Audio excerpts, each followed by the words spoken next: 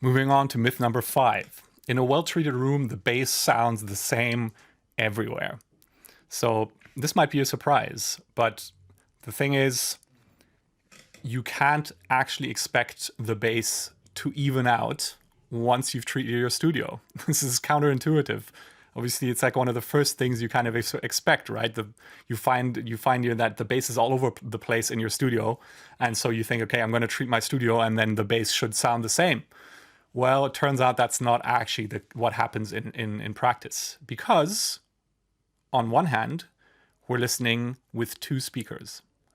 And when you've got 2 sound sources, there will be interference between those 2, which will create a comb filter, which in particular, if you move, will actually change in frequency because of how the distances, the relative distances between you and your 2 speakers changes.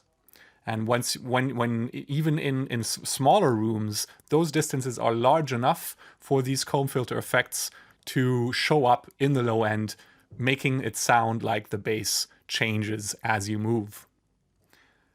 On top of that, the same thing happens with the floor reflection. Even in the most well-treated studios, you basically can't really get rid of the floor reflection because you have to stand on something.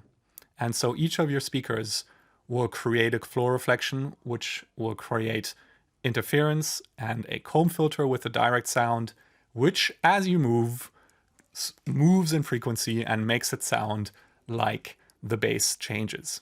Yeah, so this is something you just have to give up on, unfortunately. It simply doesn't happen. It's a fool's errand.